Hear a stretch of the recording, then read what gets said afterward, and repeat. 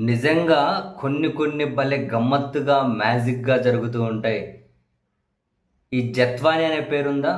Mumbai junior artist and ఒక బ్లాక్‌మెయిలర్‌గా కేసులు ఎదుర్కొని జైలు పాలైన ఆమె.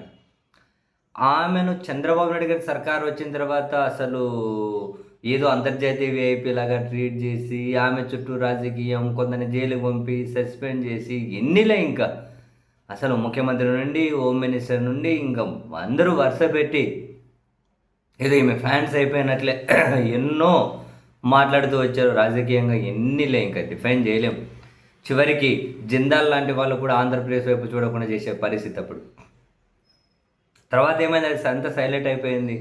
జిందాల్ మళ్ళీ వచ్చి అంతకుముందు కడప స్టీల్ ప్లాంట్ పనులు ఏవైతే చేస్తూ ఉండేనో అవి కొనసాగించడానికి ఈవెన్ చంద్రబాబు నాయుడు గారి నేతృత్వంలో ఒక కార్యక్రమం మన కడపలో పెట్టుకుని మొదలెట్టారు కూడా. ఇవన్నీ జరుగుతూ ఉన్నాయా?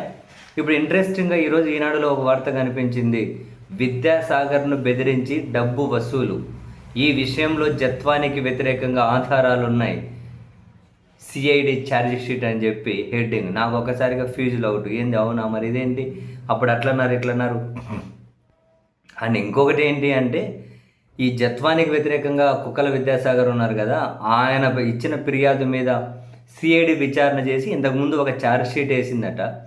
దాంట్లో లోపాలు ఉన్నాయి అని చెప్పి దాన్ని తిరిగి ఏమంటారు సరిదిద్ది దాఖలు చేయాలని చెప్పి కోర్టు కూడా ఆదేశించి ఆ ఛార్జ్ షీట్ను రిటర్న్ చేసిందట. ఈ మేరకు మళ్ళీ శుక్రవారం కోర్టులో తిరిగి దాఖలు చేసిందట. ఇందులో దర్యాప్తులు వెలుగు చూసిన పలు అంశాలను ప్రస్తావించిందట. కుక్కల విద్యాసాగర్ జత్వాని సన్నిహితంగా ఉన్నప్పుడు తీసిన ఫోటోలను చూపించి విద్యాసాగర్ను జత్వాని డబ్బుల కోసం బెదిరించడంతో పరువు కాపాడుకునేందుకు తరచూ డబ్బులు ఇచ్చానని విద్యాసాగర్ తన ఫిర్యాదులో పేర్కొన్నారు. తనపై అత్యాచారం కేసు నమోదు చేయిస్తానని బెదిరించడంతో నేరుగా డబ్బులు ఇవ్వడంతో పాటు ఆమె తల్లి ఖాతాలకు బదిలీ చేశాను అని చెప్పి అందులో వివరించారు. వీటిని సిఐడి సాంకేతిక ఆధారాలతో ధృవీకరించింది. విద్యాసాగర్ బ్యాంకు ఖాతాలను పరిశీలించింది.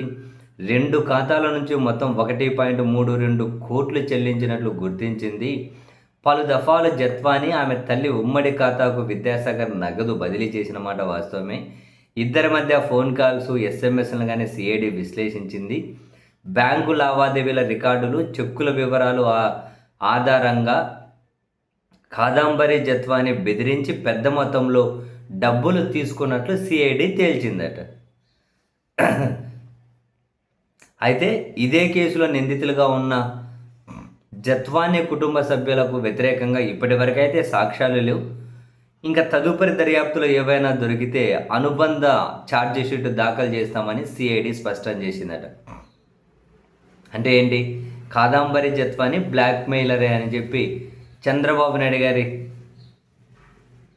ప్రభుత్వంలో పనిచేస్తున్న సిఐడి అనేది తేల్చింది. ఇప్పుడు ఆమె బ్లాక్మెయిలరే, సన్నిహితంగా ఉన్న ఫోటోలు చూపించి బెదిరించి డబ్బులు వసూలు చేసింది. ఈ మేరకు ఆధారాలు దొరికాయని.